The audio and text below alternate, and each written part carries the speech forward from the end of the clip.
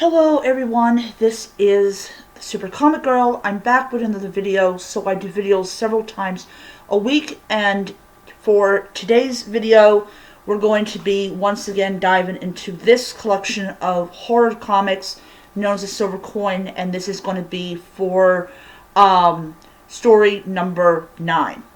So the title of the story is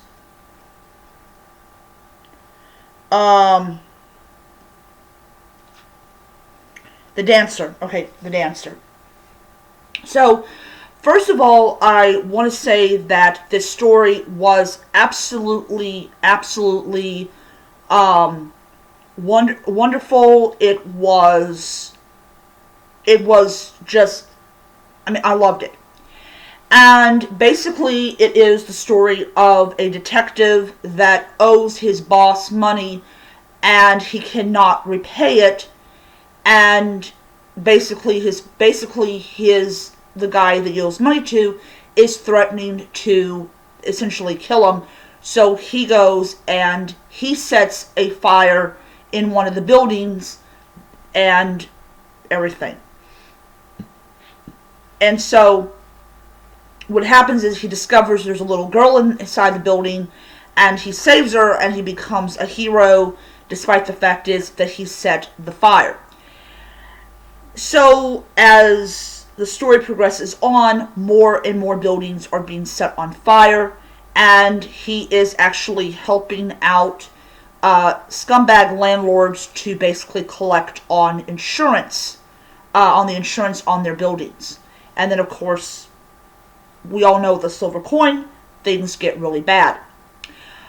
So, I did not know this, and this is something I really do happen to like about this series, is if they base it on something that historically was done, they will include it in the comic, which I thought was a really neat thing.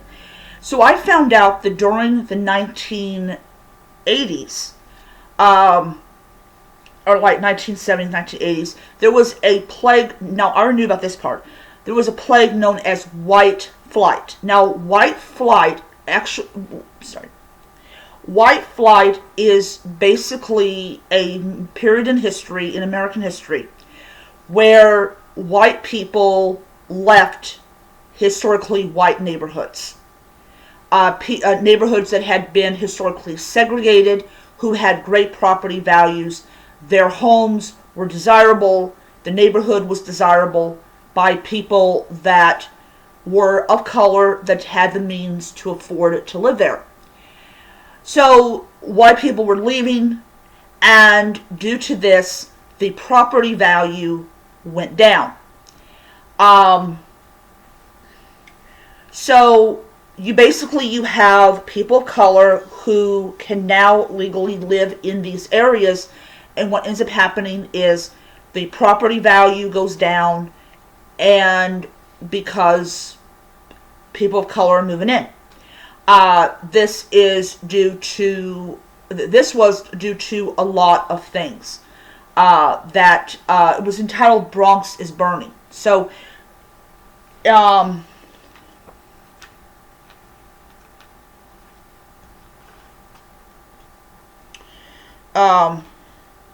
so let me get my,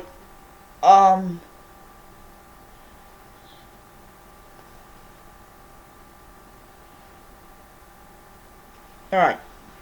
So it says here, the quote, okay, so here's the combination of plummeting property value due partly to white flight and harmful government incentive practices, and extremely high unemployment rates, coupled with massive government spending cuts citywide, led to some of the worst urban decay New York had ever seen. Absentee slumlords took advantage of the lack of resources for city inspection, often allowing their properties to fall into complete ruin. Honest landlords were driven out, while those who wanted to sell their properties found that most of the South Bronx had been